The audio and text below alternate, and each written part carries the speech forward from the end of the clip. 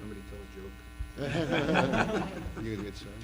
You wanna go Ready when first? you are. Yeah, okay, good. Go ahead. Want me to go ahead? Sure. Okay, sure.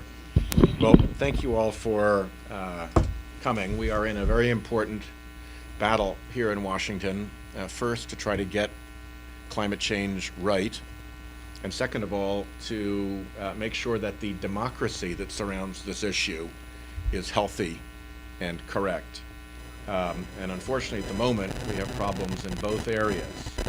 So I'm very grateful that we have this panel here. One of the tricks and strategies of the deniers is to try to limit the discussion to the areas in which they can successfully raise doubt. They don't want to talk about the national security implications of climate change, for instance.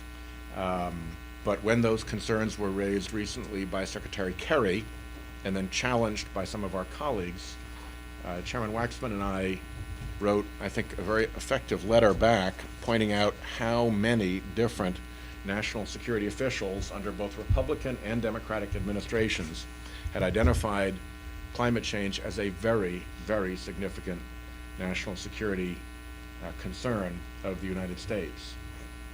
And it's not hard to understand why when you think of what rising sea levels do to low-level populations. Dealing with this is very challenging for the deniers. We had a hearing in EPW recently where the best the Republican denier witness could do with this was to say that he used the example of Bangladesh, and he said if Bangladesh were flooded, well, that would just mean that the people would have to relocate, but then there'd be lots of marsh, and marsh is good for the environment. So if you are a deeply ignorant person, you might let that pass.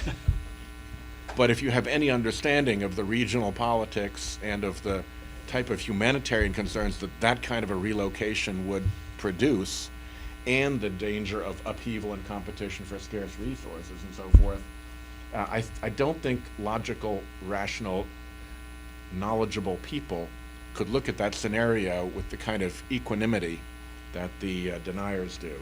So we want to focus on this issue. I have been a member of the Senate Intelligence Committee for several years. I'm not on it now, but I was, and we asked for and received and have since followed the national intelligence estimates on climate change. And of course, on the defense side, we have the quadrennial reviews.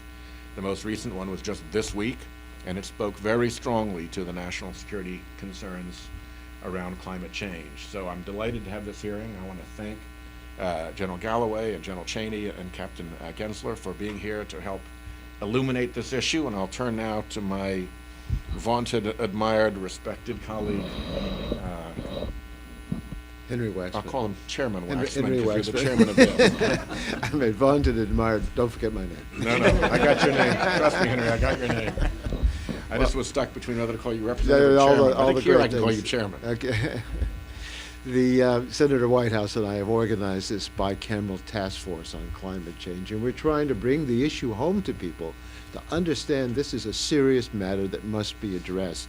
It can't be swept under the rug, so to speak, ignored, giving in to the deniers who want to wish it away.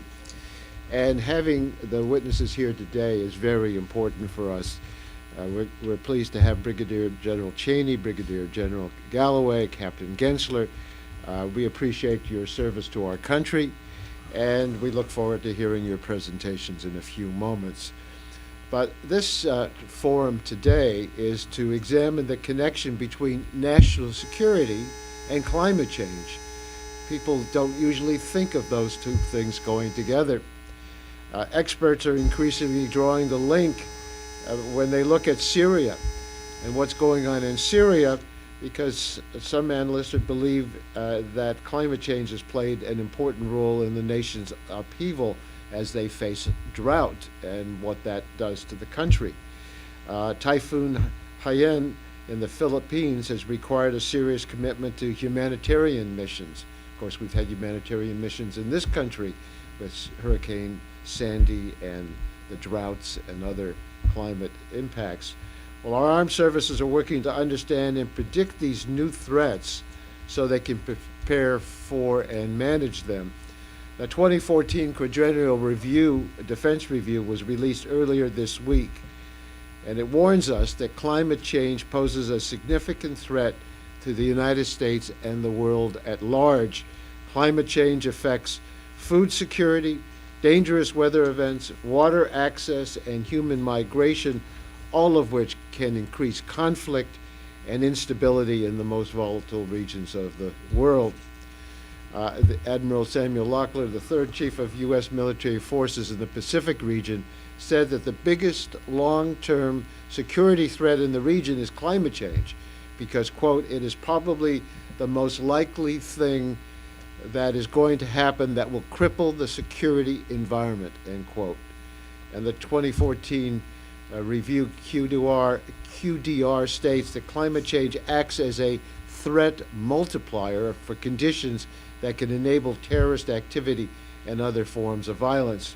So this is a serious matter, and it calls for serious attention and action to address it. There may be members who want to deny it all. There are some, but I think there's a growing consensus among the U.S. military that climate change is a real threat to our national security. And if our troops are defending us from the threat of climate change abroad, we should be doing our part to fight the threat of climate change at home by enacting policies that reduce emissions and build resilience in our community. I want to introduce the witnesses so that we know fully why they're here and their qualifications for speaking to us. Brigadier General Stephen Cheney is the Chief Executive Officer of the American Security Project. He has over 30 years experience as a Marine and served as Deputy Executive Secretary to Defense Secretaries Cheney, no relationship, I assume, and Aspen. No. Brigadier General Gerald Galloway is a professor of engineering at the University of Maryland. He had a 38-year career in the U.S. Army and served 8 additional years in the federal government, most of which was associated with water resources management. And former Captain John Gensler is a Truman National Security Project Fellow. He served as an active duty officer in the U.S. Army, deploying to the Middle East twice as a combat platoon leader. And since departing the Army, his work focused on business development efforts for clean energy technology companies. So we're pleased to have the three of you here. And Brigadier General Cheney, why don't we start with you? Thank you, Congressman Waxman. And Senator, I appreciate you both and your support for this issue, which we feel is important. You pointed out that I'm a Marine, and one of my favorite Marines was Sergeant Stryker. Now, you probably don't know who that is, but he was in the Sands of Iwo Jima, played by John Wayne, and one of his favorite quotes is, "Life is tough, but it's tougher if you're stupid." And, well, life will be a lot tougher if you don't believe in climate change. So we truly believe at the American Security Project that climate change is a threat to our national security, and indeed it's a threat to the security of hundreds of millions around the world. For those not familiar with the American Security Project, founded in 2005 by some names familiar to you, Senators Kerry, Hagel, Hart, and Rudman, and one of our plank issues was climate change and national security, so we added on 7 flag officers, almost all 3- and 4-star generals and admirals from all 4 services, who all figured that climate change was a threat to our security. Let me start off with the facts that, as we see them on climate change, caused largely, as we all know, by the burning of fossil fuels. It's real. It's already affecting America's national security. The temperature record is undisputable. Over the past century, the average mean global temperature has gone up 1.4 degrees Fahrenheit. While it's true the Earth's climate has always undergone periods of fluctuations, this period is particularly notable because it's especially rapid and unprecedented. The effects of climate change are clearly accelerating. Just look at the Arctic, increasingly ice-free in the summers. Look at the extreme weather conditions, unpredictable as you know.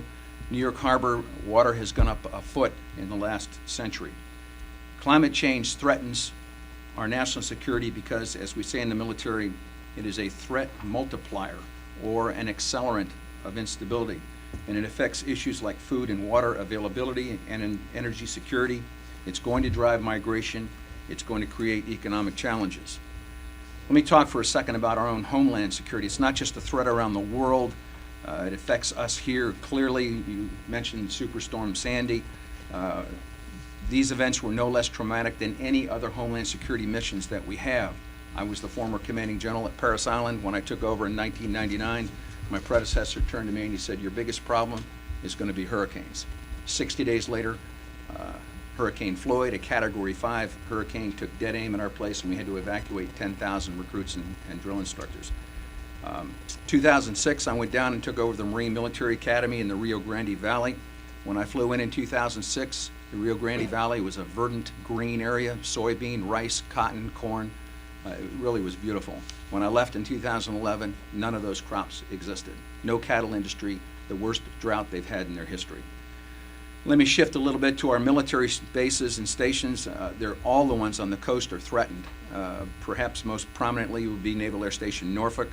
A foot or two in sea rise, it's going to go underwater. Pensacola, my own Parris Island, are all very much so threatened. I'll shift to look around the world, and there's certainly hot spots where there's a direct connection between climate change and security. And Senator, I know you mentioned Bangladesh. I belong to the Global Military Advisory Group on Climate Change, of which we've got members from Bangladesh. A 1.5 foot increase in the sea level rise is going to cause 5.5 million refugees out of Bangladesh. And they know that, they understand it, they're not sure what they can do about it. And when you just look a little north to their border, the Indians are not going to welcome any of them. They've got a well-armed border. They don't want any refugees in India.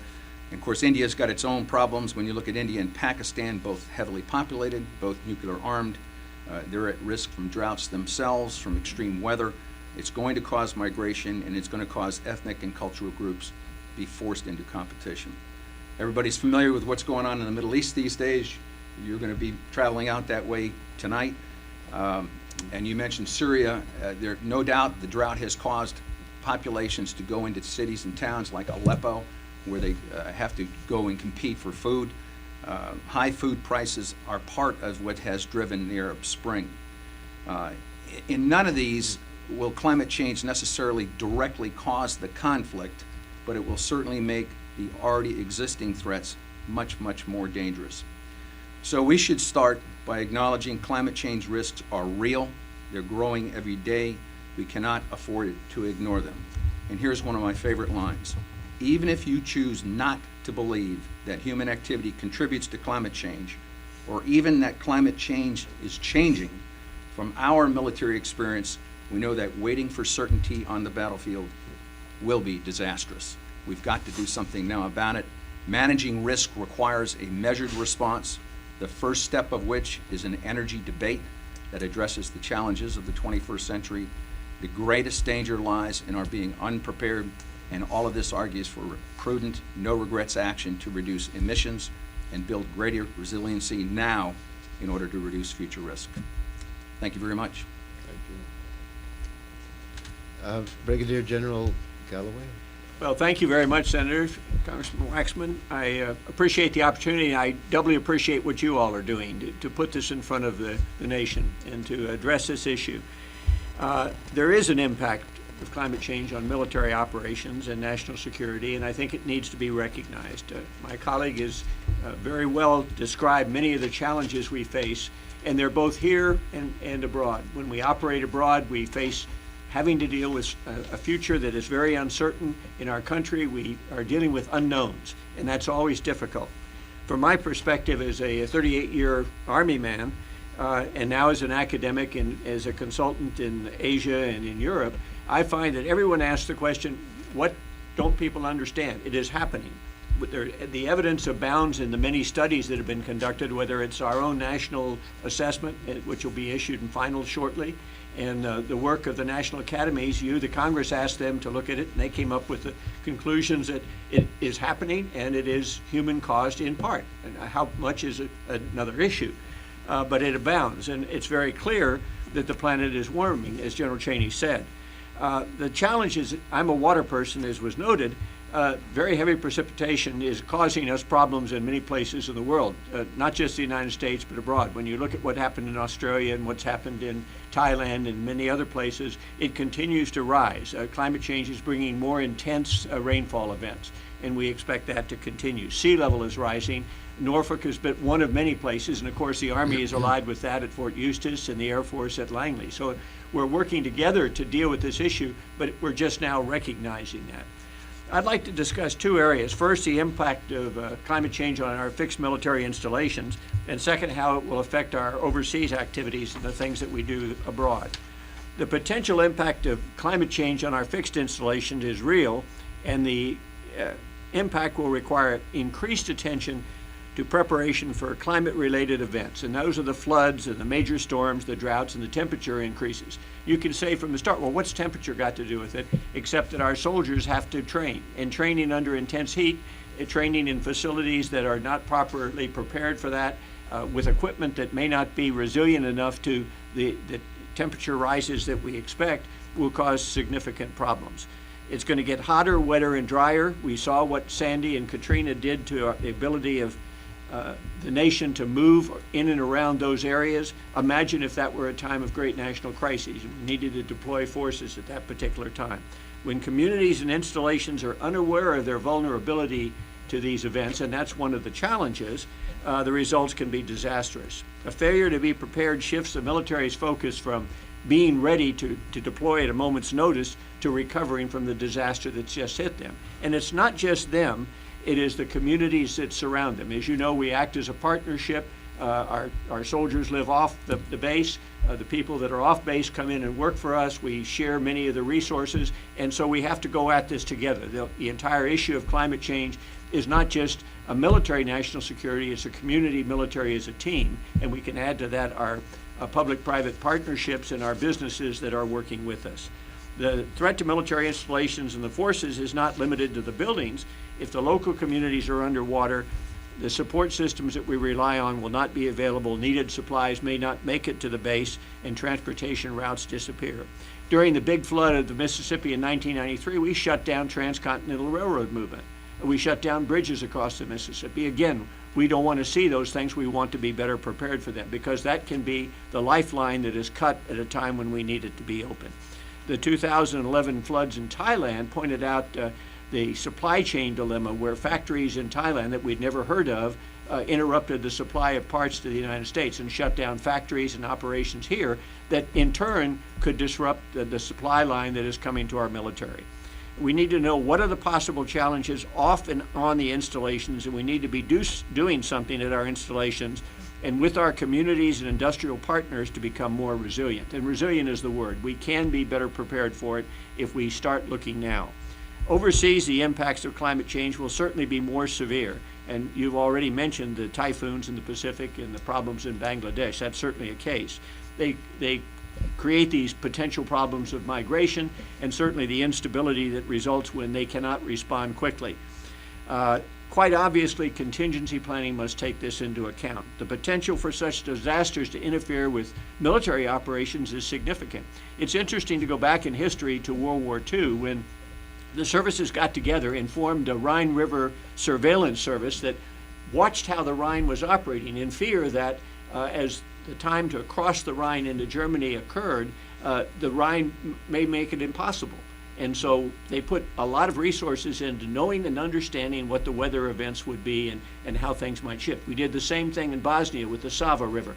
We've got to do the same thing with climate. We've always got to take that into account and assume some uncertainty, as General Cheney has noted. The U.S. is known for its rapid response to disasters. I think we can be proud of what the Marines and the Navy have done in the Philippines. It certainly makes a big difference to those people when we can show up quickly. Climate change will require not only the honing of our capacities to provide disaster relief, but of more importance, to help our partners to develop their capacity to deal with that. And we do have some things that are going on. You may not be aware, but the Army Corps of Engineers is helping water resource planning in Southeast Asia and another number of countries. And that building that capacity enables those countries to be more resilient and puts the United States in a good light. They see the face of the United States dealing with an issue and dealing with it in a way that affects not only today, but helps them move better into the future. I think that we face the challenge and we know what it is. It's too easy, however, to put off dealing with the impacts of climate change and place the blame at the foot of uncertainty or the feet of uncertainty. Unfortunately, the actions that need to be taken, adaptation to what's happening, deliberate planning, and resource support for infrastructure modification are actions that require years to design and complete. Even if we start now, at many locations, we'll be behind. Waiting until runways and training areas are underwater is not the time to be moving. I certainly recognize the resource constraints that you all face here on the Congress. On the other hand, postponing it makes it more difficult, it's going to cost more, and it may cause problems that we're not yet aware of. So I would thank you again for what you're doing to bring this to the attention of the country and to say, as General Cheney has said, that climate change is a threat multiplier both here and abroad. Thank you very much. Yes, sir? Captain Senator, Captain former Captain Gensler. former captain, I will assert. I resigned my commission a few years ago, so I'll leave it at former captain. I want to bring the discussion that we've been having to a slightly different and perhaps more personal level, and talk first about why I am here today. And it really begins a couple years after I left the Army in December of 2007. Not very far from here, other side of the mall, across the memorials in Arlington National Cemetery. When I laid to rest Captain Ben Tiffner, who was a fellow West Virginian, a West Point classmate of mine, and a Special Forces officer who was killed in a roadside bomb in Iraq in November of 2007. 3 months later, I stood at attention in the West Point Cemetery, laying to rest another friend, Captain Ben Torrey, who I played sprint football with at the academy, who had been killed in an eerily similar incident just weeks before. These roadside bombs were of the type that were designed, financed, and deployed using oil money. I know the topic today is climate change and national security, but I don't want to lose sight that the root of climate change is also fossil fuels, is also our insatiable need and quest for oil and the finances that are associated with it. Our single source dependence on oil has been a huge risk on the battlefield and to our economic and national security, but it's also one of the primary drivers of the climate risks that we face as well. And as has been noted by my esteemed co-panelists, climate change has drastically increased our need for humanitarian assistance and disaster response in the U.S. military. In October of 2012, in Hurricane Sandy, 14,000 Department of Defense military members and civilians were mobilized to respond to the effects of Sandy. 14,000. I lived through Sandy. I live in Brooklyn. A disaster of massive proportions if you weren't in the area. Not to make light of it, I couldn't leave Brooklyn for several days, maybe a week, which is it's insane to think about. And what I consider to be one of the greatest cities on earth, I couldn't get off a little piece of an island that I was stuck on for a week because of a hurricane. A year later, in 2013, Typhoon Haiyan wreaked destruction in the Philippines, which again, 13,000 military personnel from the U.S. were mobilized to respond to Haiyan on the other side of the earth. 13,000 U.S. military personnel mobilized for that, less than a year later. And the military gets a request like this for humanitarian assistance once every 2 weeks. Once every 2 weeks, we have to respond to something like this. And with the pressures that climate change is putting on the world, you can only expect that pace and the cost associated with that to pick up. But as we've noted, it's not just humanitarian assistance that's going to grow as the effects of climate change manifest around the globe. We are already seeing the destabilizing effects of precarious regions as governments fail to deliver the services that their people rightly expect of them. Living in fragile ecosystems. When water dries up in the Rio Grande Valley, it causes one type of disarray and dislocation. When water dries up in Central Africa, the effects are a lot different. People go to war over water in Central and Eastern Africa. When 20% of Pakistan's land is underwater, like it was in 2010, that causes a massive disruption, massively destabilizing a government that is nuclear armed. What would happen if that happens on a more regular basis? Happened in 2011 again in southern Pakistan. This is a regularly occurring phenomenon. Massive floods in a very mountainous region. What happens when parts of that government begin to fall and one of those nuclear weapons ends up in the hands of an al-Qaeda-like affiliate? I don't know if we're prepared to deal with that right now. The military is certainly thinking about it, but are we really prepared to deal with that happening? These things are happening right now. But it doesn't have to be this way, as we've noted. The Department of Defense has, for several years now, recognized the danger of climate change and our reliance on fossil fuels. And has been taking steps to mitigate the risks. Clean energy technologies across the board are making our military today more capable and secure. This ranges from providing renewable power on the battlefields of Afghanistan to our bases here at home, where the Department of Defense has made massive strides in bringing private capital onto bases, investing in renewable energy technologies, mitigating some of the exposure risks that they have to our volatile energy grid. And when I was in Iraq, it was obvious to me that protecting fuel convoys was a really significant risk. Responding to the insurgents' attacks upon them was a fairly dangerous diversion from the mission that we had over there. Today, climate change is imposing a similar burden on our men and women in uniform. As we've noted, it continues to make vulnerable countries less stable. It's providing recruiting opportunities for extremist organizations. And it's contributing to more frequent and severe weather events. And one of my best friends today is deployed somewhere in Central Africa. Special Forces officer. Don't know exactly where he is, but I know that what he's trying to deal with on the ground is being impacted by the shifts in weather that have happened due to climate change.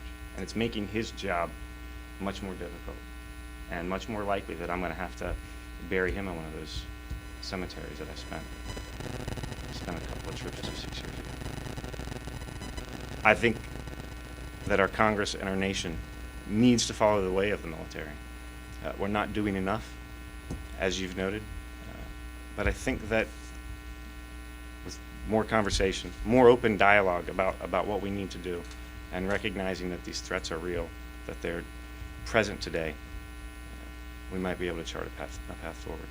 So, thank you. Thank you, John. Shall I start off? Please. Well, I want to thank the three of you. That's a very powerful presentation to us.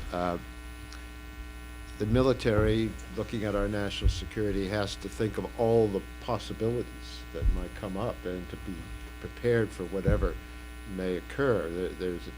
There's a management of a risk, and the risks are often unknown but can be predicted. So you in the military and others have given a lot of thought to this issue, and it has put a burden on the military already. You're seeing the results, you're dealing with the results on a humanitarian basis, dealing with your facilities, dealing with our countries around the world that are fragile and are being impacted, the refugees that are resulting. So I've often asked my colleagues who say they don't believe in the theories of the science, that what if they're wrong? If there's a 10% chance that all the horrible things that people are predicting will happen, how can you take the risk of all those things happening by being unprepared and doing nothing about it? That to me is astounding, and it's not a theoretical risk when we're seeing real events taking place that indicate climate change is happening.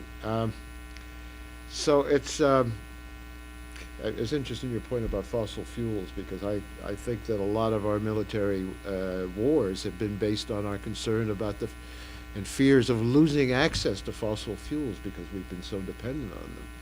And the irony is that the fossil fuels are adding to the carbon emissions and causing the climate change problem. But members of Congress should be anticipating problems and preventing them and getting ready to deal with them, whatever they may be. But too often the only risk our colleagues are looking at is the risk of losing the next election. And they don't want to disappoint the fossil fuel industries that contribute to them. And they don't want to do something that looks like they're dealing with a problem that their party ideology insists is not real because of the fossil fuel impact of the money that goes into these campaigns. So it really is astounding to me on so many different levels to see the basic things that we all learn. Be prepared, anticipate what may happen, be prepared for what you don't fully understand may happen, but make the best judgment you can. Don't ignore problems. And yet we have a willful ignorance in the House of Representatives particularly about the issue, a willful ignorance from the science, and an unwillingness to manage the risks and the uncertainties that become less and less uncertain as we see events moving forward. So I don't really have a question.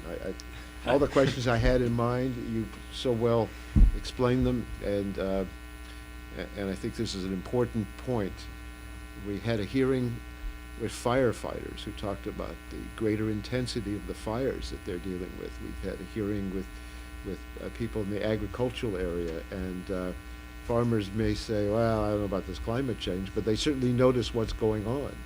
People are catching on to the realities, and their representatives, at least in power in the House, are denying them or ignoring them or avoiding them, which I think is so monumentally and historically disreputable. So thank you for your contribution. Senator? Thank you, Chairman. I yield to you. Each of our witnesses has done our country the great service and had the honor of representing the United States of America overseas in uniform. And I would like to get your comments on how you would anticipate a continuing failure by the United States Congress to address climate change would work out in the outer world, in foreign countries, in places where men and women in uniform are on the ground trying to represent our country well, trying to project the power of this country in positive ways. I come from a different tradition, from the diplomacy side, and I'm very keenly concerned about damage to the soft power, the reputational power, the power of example that America projects around the world, and what happens to that if on something as visible, as impactful in daily lives, particularly to indigenous and poorer people, is so badly gotten wrong by the United States government. If you want to comment on the sort of soft power piece of this, do we really stand up as well as an example of democracy if we blow something as big as this? And if we blow it that badly, how does that affect us around the world in terms of the reputational advantage, I'd say, that we have over other ways of governance? Clearly, we're not doing as well as we would think, and we're not the leaders in the world on it, although we should be. We did a study about 6 months ago where we went to every country in the world and asked them if they had written climate change into their national security strategy. And 70% of the countries in the world had actually put it into their national security strategy, which we found somewhat surprising. And the 30% that didn't were mostly either third world countries or countries that didn't have much of a defense establishment to start with. And then as my organization works with the European Union and the Global Military Advisory Group on climate change, they keep looking to us to say, why aren't you doing more? And the European Union in particular has leaned on us and said, hey, you understand it. I mean, they got the message that we presented today, but we're just not leaning enough far forward on it. And it's a frustration on their part that here we are, the greatest nation in the world, but we're not on the forefront of the leadership on climate change. Although there are points of brightness here. The QDR is one of them. What some of the efforts going on in the Department of Defense are pretty neat. Secretary Mavis with the alternative fuels. You know, the #1 fossil fuel consuming organization in the country, and some say the world, is the Department of Defense. #1. You know, getting them off of their thirst for those oil products is huge. So we've got a long ways to go, just a long ways to go. We're not doing enough. The last century has been described as the American century because of America's leadership. World War I, World War II, Cold War. And I think it's pretty much indisputable that our leadership has been a force for good in the world, indeed a force for a very great deal of good in the world. And I had a conversation with Secretary Kissinger the other day. He's a very astute and experienced observer of world events, and he made the point with a phrase that I have remembered ever since he said it. He made the point that all of the great upheavals and all of the great revolutions in the world have resulted from a confluence of resentments. A confluence of resentments. And if you look forward to what might end the American century or prevent this century from being an American century, and if you accept that there's a confluence of resentments that would be the thing that does that always has through history, and you look for where you might find a confluence of resentments that could inhibit America's force for good in the world, I think having folks in all sorts of different locations around the world find that the fishery that they depended on isn't there any longer, that the beach they used to launch their boats from isn't there any longer, that the marshes where they used to grow their crops have been inundated and are now salt marshes and not hospitable to their crops, that the glacier-fed rivers that they used to depend on for irrigation are no longer coming in on time with their crops, that there is competition for resources that is putting villages that used to be friends and live in harmony with one another at odds with one another. And all of that gets ascribed back to the problems of climate change, and that in turn gets ascribed back to a failure of leadership by this country.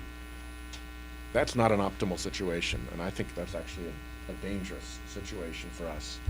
So I think our very failure in Congress to deal with this has national security implications, entirely apart from the implications of the actual changes in climate and habitat and animal range and river flow and all those other changes. I would agree with you, Senator. I know Southeast Asia because I've been working on some projects there, and where the country team, the State Department and the military, Admiral Locklear's ideas of saying this is important and I want my forces to know about it, enables the military in these countries to recognize that they need to be worrying about that at the same time their civilian counterparts worry about it. We have a very good relationship, has been illustrated here by how we respond to disasters in this country, but it's not the same everywhere. And the more we can do to influence the relationships between the in-country civilian organizations and the military will certainly benefit us in this disaster relief and also in increasing the resilience, reducing the damages. But that's going to take them believing that we're serious about this. And I think sometimes when I go to Asia, they say, well, I just read the Congress said this. And unfortunately, the Congress takes the hit.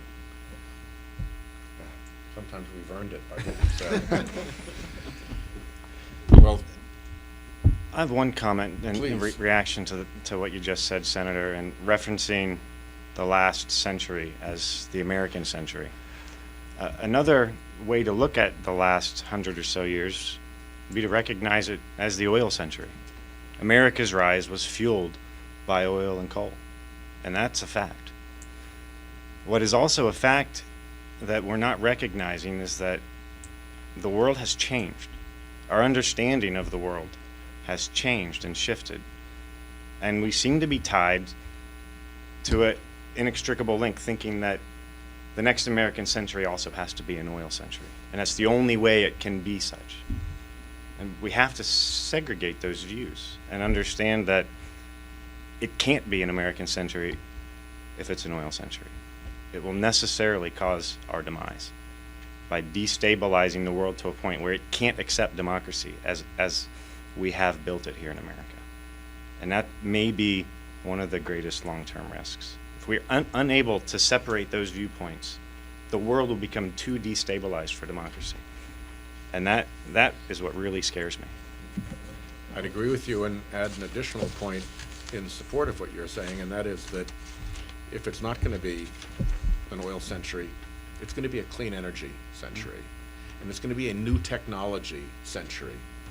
And as the cost of technology, it always comes down. The cost of scarce resources, as their demand goes up, always goes up.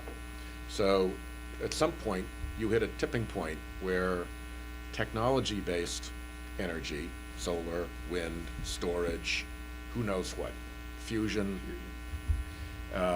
comes hydrogen-powered vehicles. Those become the new reality. And if we have missed out on the technological development of that new reality, because we've been trying to cling to the buggy whip of oil and coal, and China instead, or India instead, or the European Union instead becomes the economic center of those technologies, you can bet that the likelihood of the next century being an American century has been dramatically reduced. Mm-hmm. And the Chinese, I think, have a strategic point of view when they're pursuing these technologies, when they're robbing our companies of their intellectual property, when they're investing by the, I think it's $500 billion they're putting into clean energy in the next 3 years, when they're moving forward with new nuclear technologies.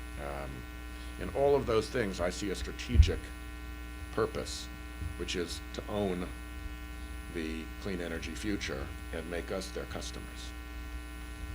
A lot of people look at this as a terrible problem, and it's insoluble, and we're all going to suffer, and there's nothing we can do about it. But that's so antithetical to the American history of looking at problems as opportunities for the future. And if we don't do what we've done in the past, seize these opportunities, which will not only solve the climate problems for the future, but be a tremendous engine for a whole new development of our economy, we're making a very serious mistake. It's like the forces of the status quo defending themselves so intensely that people aren't thinking about what else we can do and what opportunities are now before us. But I just want to ask the three of you. Senator Kerry recently made a statement about climate change, and he was jumped on by a number of important senators, including the Republican Senate leader. Senator Kerry talked about the risks, and he faced the derogatory comments from his critics. What did you think about Senator Kerry's comments about the risk of climate change? Was he justified in the comment he made? Well, I certainly think he's identified the challenges that we faced. I'm working in the Mekong. He has spoken about the Mekong. He had a history there. And to see what is happening now with development, with climate change, what's going to happen to that massive system that affects 4 countries that we've spent a lot of time with, it is dependent on climate change. And to not speak it is putting your head in the sand. And so I think we need voices that say there is a problem, there is a risk, and we need to do something about it. How can you deny that there isn't a risk? When you look at, for instance, Mali and the Tuaregs who moved to the north because the drought caused all their crops to dry up. What caused the drought? Or the Arab Spring, and this is a bit of a stretch, but the forest fires that occurred in Russia and Eastern Europe in 2010 decimated the wheat crop, and the wheat prices just went through the roof, which created a little some economic instability in the Middle East, which drew protests. You can see where this is going, but you can walk your way all the way around the world with examples for this, all the way around, from the North Pole to the Middle East to Asia. It's a huge risk, and some would say, oh, it's just too much, we can't do anything about it. But we can do a lot of things about it. There's been some minor successes. CAFE standards. Who would think we can get cars that can go 55 miles per gallon, 54 miles, and the auto industry supported it. We can do better. We can get alternative energies. I think we're working on those things. When you've got South Korea, China, India, and France all investing more in fusion energy than we are, you'd think there's something wrong with this equation here, that should we not be on the forefront of the investment of these alternative energies. So I think Secretary Kerry's comments were spot on. I assume you agree. I absolutely agree. I mean, it's his duty to shine a spotlight on this issue. It's one of the most pressing issues that the State Department has. And Secretary Kerry would be remiss if he didn't continue to shine a light on this issue, despite what critics may say, despite what congressional representatives duly representing the narrow interests of their constituents might have to say about the issue. We have to continue to keep shining a light on it and chart a path forward. And he's withering the criticism well, right? And he's been a pretty steadfast voice in this fight for several years. I sat on him, sat in a panel with him several years ago in the Senate. He was a staunch voice then. He's a staunch voice now as a secretary, and I hope that he continues to be such in this position. He's doing a great service for our nation. Well, Senator and I, and a letter to Senator McConnell, after he made the criticism of Secretary Kerry that we wanted to provide a briefing for him. I'm sorry we didn't think to invite him here today. I'm sure he would have come. What you've had to say is something that I think would be very enlightening for him and help him readjust his thinking about the risks for the planet and maybe minimizing the risk for his reelection, because Kentucky's filled with coal, but the future of this country depends on thinking beyond that and facing the climate risks as a genuine concern. I can't help but think that the senator also lives on a waterway that is dependent on what could happen with climate change. We move a great deal of agricultural and fossil fuel products on those waterways. And so it's also tightly knit. Mm-hmm. And it will bite you one way or another. Very good point. Well, you've been terrific. Well, sure. Should we wrap up? I want to thank our witnesses. I think this has been a powerful and very important hearing, and it provides a lot of good material for Chairman Waxman and myself as we continue to press this issue in the Senate and in the House of Representatives, respectively. And I think if there was to be a single closing word, it would be to go back to what General Cheney said about Marine Sergeant Stryker. Life is tough, but it's tougher if you're stupid. And it's time that Congress stopped being stupid about climate change.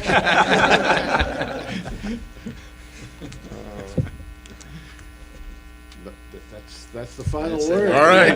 Thank you very much. Thank you very much. Thank you. I have to tell you, Senator, I was